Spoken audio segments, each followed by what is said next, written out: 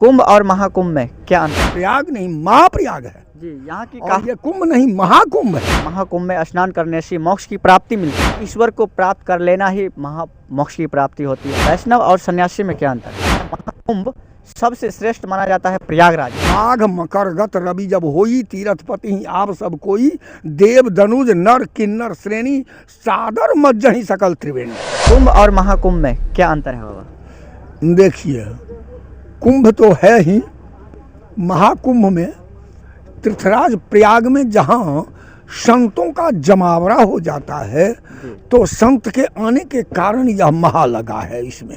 जी, यानी कि कहे जाते हैं कि पूरे दुनिया भर से संत यहाँ पे आते हैं। हाँ, आते हैं। जी, वैसे 4 जगह कुंभ लगती है। जी, पहला हरिद्वार, दूसरा प्रयाग और तीसरा नासिक और चौथा उज्जैन, कहा जाता है की नगरी। जी, जी, जी। कहा जाता है कि महाकुंभ सबसे श्रेष्ठ माना जाता है प्रयागराज में, क्योंकि मूर नामक राक्षस जब सारे वेद मंत्रों को चुरा करके ले गया था, वेद मंत्रों को चुरा के ले गया था, तो भगवान ने मत्स्य अवतार ले करके और उस असुरों को संहार करके वेद मंत्र को मुक्ति किए।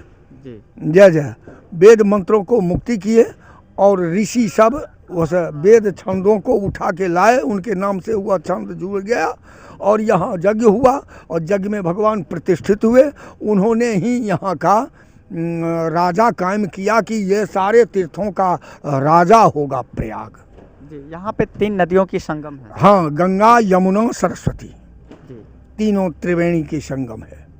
जी, कहा जाता है अगर आप कहीं से भी हैं तो आपके नज़दीक अगर कहीं त्रिवेणी का संगम हो, जैसे 3 नदियाँ का गंगा जमुना यहाँ पे है स्थित, हाँ।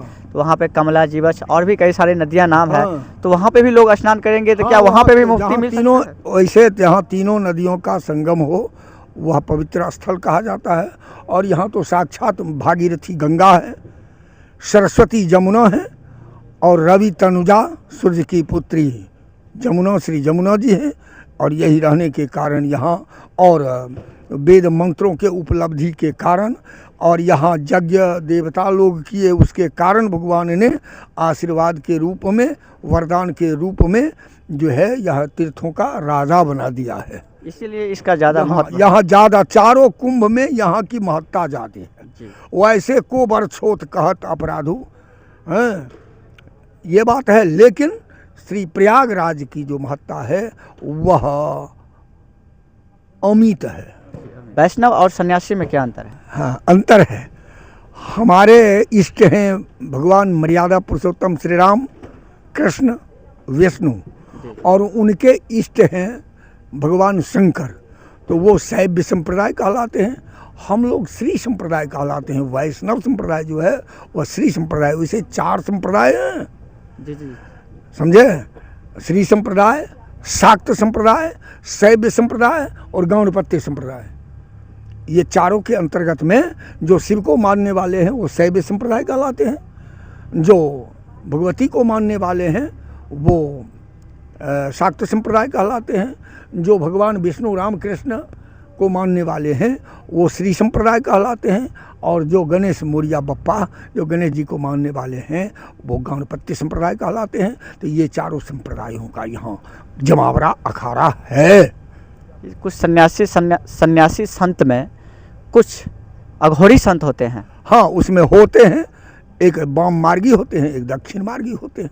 दक्षिण मार्गी अघोर नहीं होते, जी, जी, और वाम मार्गी जो होते हैं उनकी क्रिया उल्टी पुल्टी होती है, इसलिए वो अघोरी कहलाते हैं। उस अघोरी की क्रिया कुछ उल्टी पुल्टी के बारे में हम जानना चाहेंगे, क्योंकि विशेष हमारे दर्शक जुड़े हुए हैं, इन चीज़ को जानने का प्रयास कर रहे हैं कि अघोरी संत जो होते हैं, कहा जाता है कि लाश भी खा जाते हैं। हाँ, वो मांसाहारी जब तक नहीं बनेंगे, क्या कहते हैं, लोग को मुंड में पेशाब करके दाना चावल सिझा के नहीं खाएंगे तब तक उनका मंत्र सिद्ध नहीं होगा, इसलिए उनकी क्रिया अघोर है। वैसे अघोरी कहे जाता है।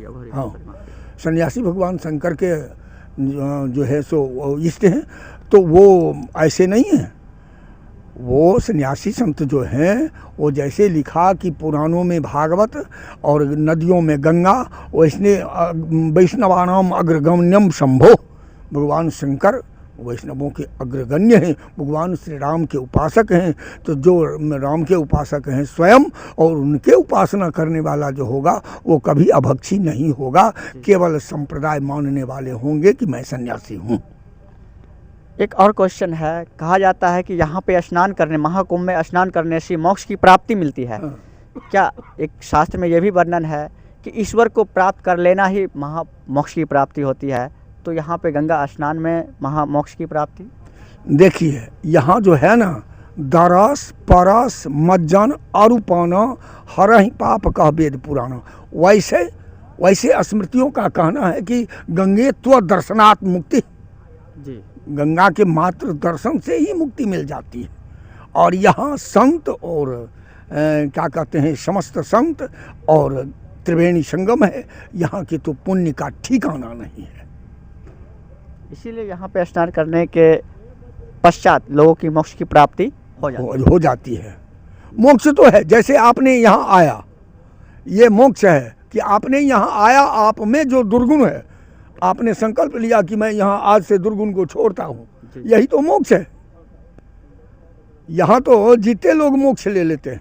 जी, अच्छा, हाँ, जीते मोक्ष इसी का नाम है कि अपने मन से यदि दुर्गुण साफ हो जाए, हम इस दुर्गुण को परित्याग कर दें। प्रयाग में आए हैं, त्रिवेणी स्नान किए हैं, अगर ये दुर्गुण हमसे छूट जाए तो हमारी मोक्ष हो गई। जी, यानी कि दोनों कथन समांतर है, हाँ, लेकिन अलग अलग अपने आप में लोग। हाँ, और चीज़ों का मोक्ष जो है वो मिलता है, क्या कहते हैं, जो बाद में, लेकिन प्रयाग के स्नान और प्रयाग के दर्शन का मोक्ष जो है वह सद्य है।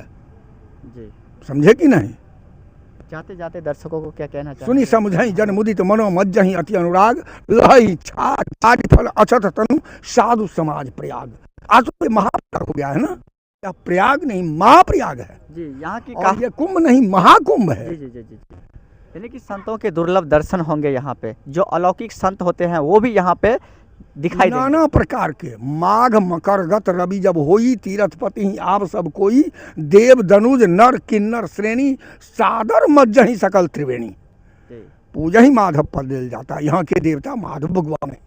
कि एक दिन अगर लोगों को बता दिया जाए कि आज एक कुंभ है, तो चारों बगल से आने में मर जाएगा। जी, मर जाएगा, क्योंकि एक दिन आ पाएगा नहीं। इसीलिए यह 1 महीने 45 दिनों की कुंभ पर्व चल रहा है, और जिस रोज आए गए उस रोज महाकुंभ है। जी, क्योंकि तो पावन धरा है, पावन धरा है, जब आ गए तब ये है। जी, बहुत बहुत धन्यवाद। जय जय।